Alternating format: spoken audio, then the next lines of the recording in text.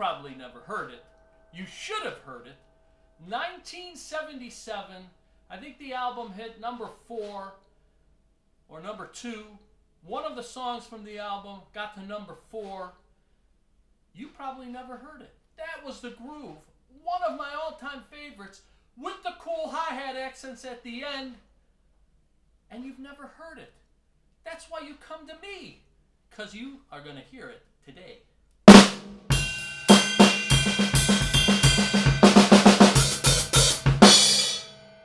Stick around.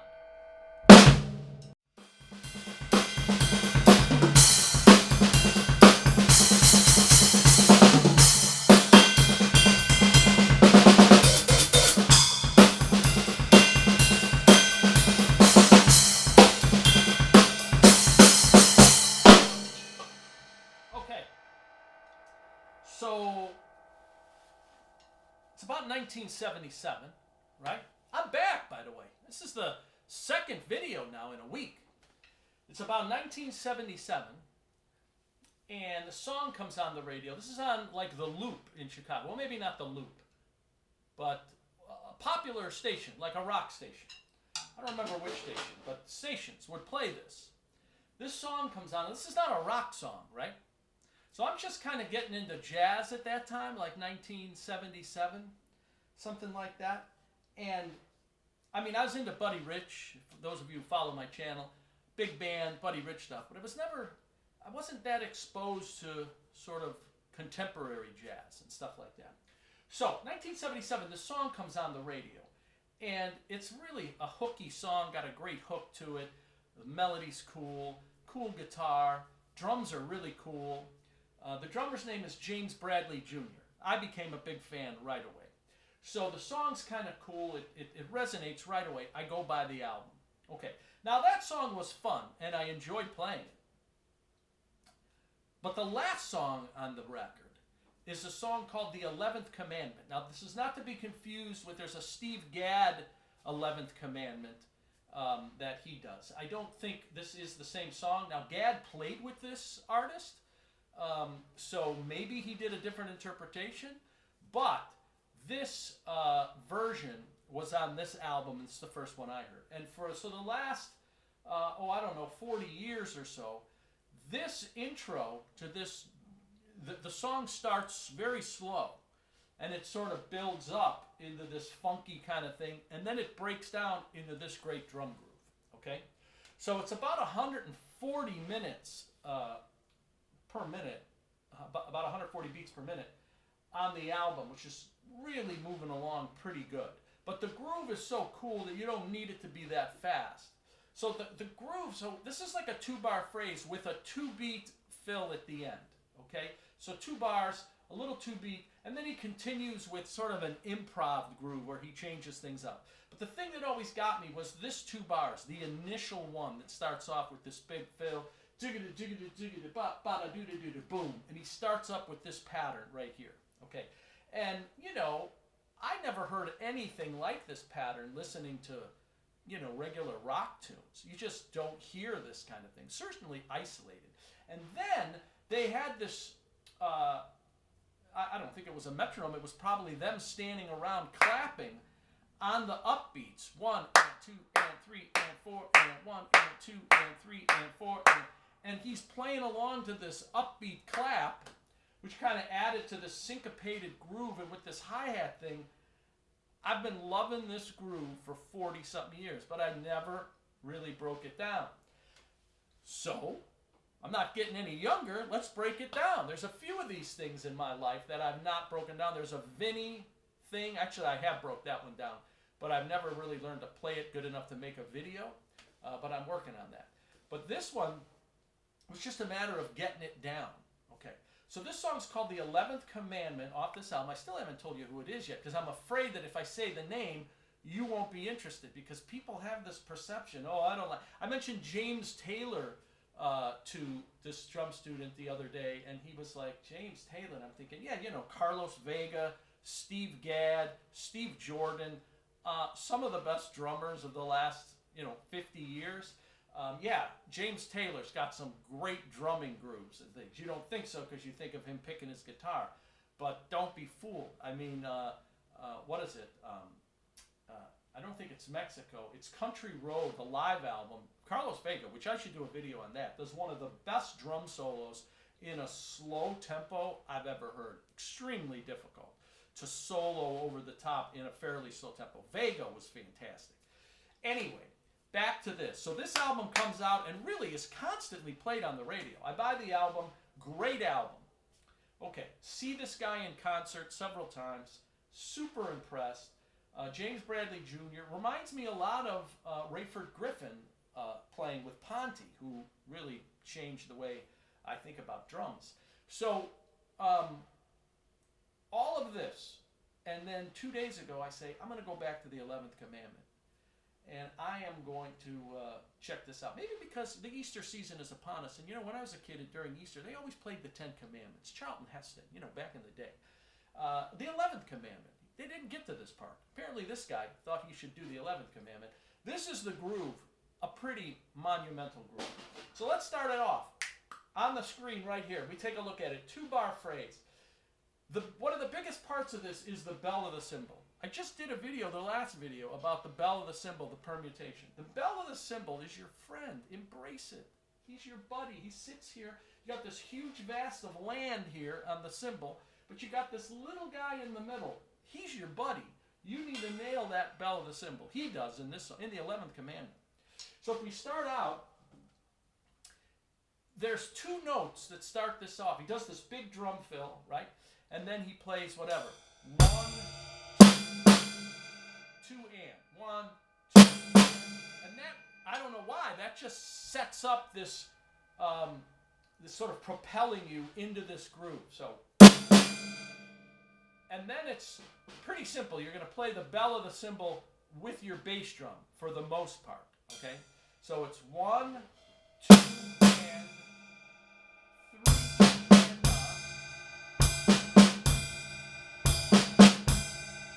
and then we've got 3, 4, so we've got the opposite of that. We've got snare, bass, bass, snare, or sorry, bass, snare, snare, bass.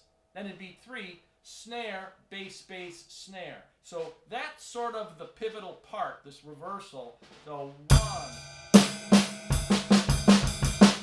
Now I don't have the cymbal notated on the E of 3. I suppose you could leave it out if you want, but I think it's there. But 1, 2, and then you repeat beat 3. Okay?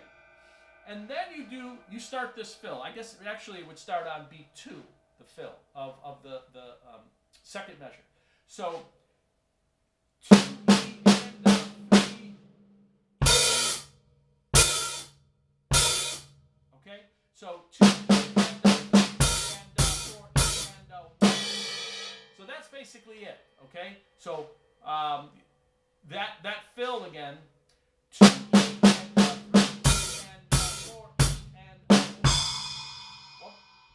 I got to grab the right cymbal to stop the ringing. 2, and 4, and 1 more time. 2, and 4, and now notice I lead that with my left hand. I'm coming off of this groove. I could bring my right hand and start that fill. But then I'm going to have to do the open hi-hat parts with my left hand. That's cool if you want to do it. Some people don't use their left hand much. So if you're one of those people, don't do it. I do it both ways, but I'll be perfectly honest, it's a little sloppier with my left hand on the hi-hat, especially at a fast tempo. So,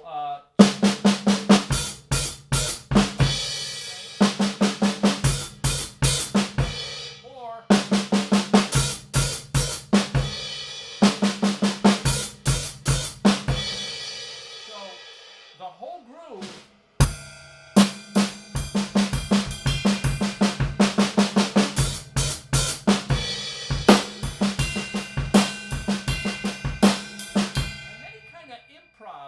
a very similar groove for a few measures. They go into this little break part, the band comes back in, and then they come back out, and he never quite plays this groove again, but it's sort of this improv.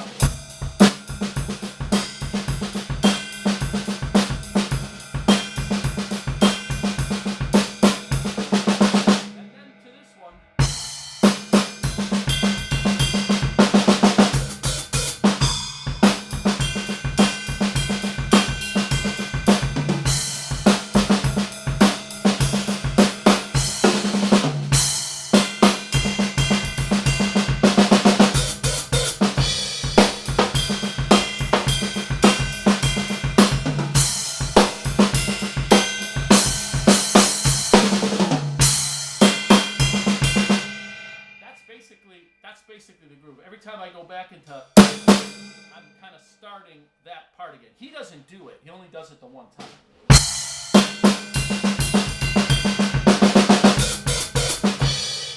And then you have this upbeat thing happening with the clapping, okay, which makes it cool. So I'm going to do this at a reasonable speed of about 125 with the clapping, so you can kind of hear it.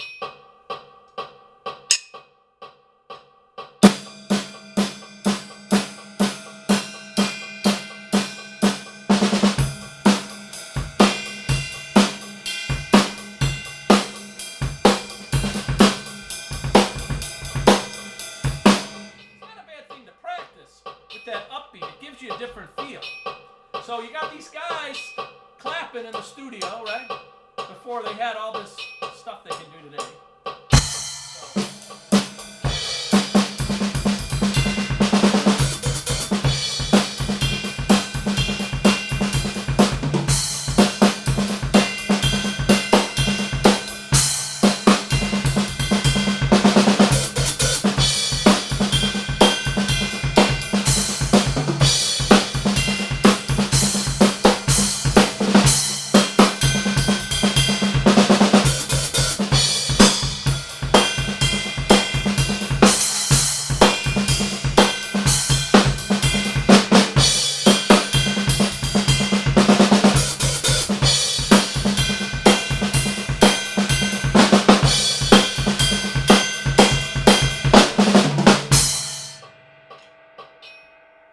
Pure poetry. Pure poetry right there. That is a groove to latch onto.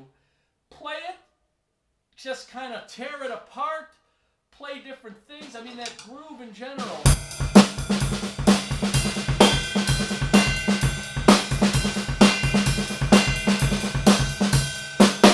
comes in with that. It shows you what 2 notes makes a huge difference. Just playing those 2/8 notes. And then going into it totally propels the groove.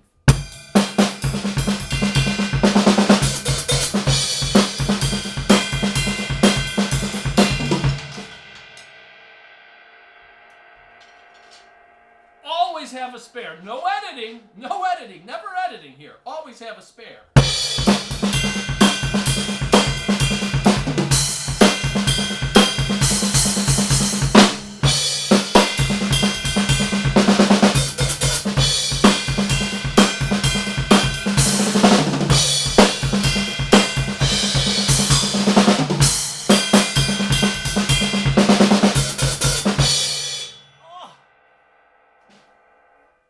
James Bradley Jr., absolutely on fire.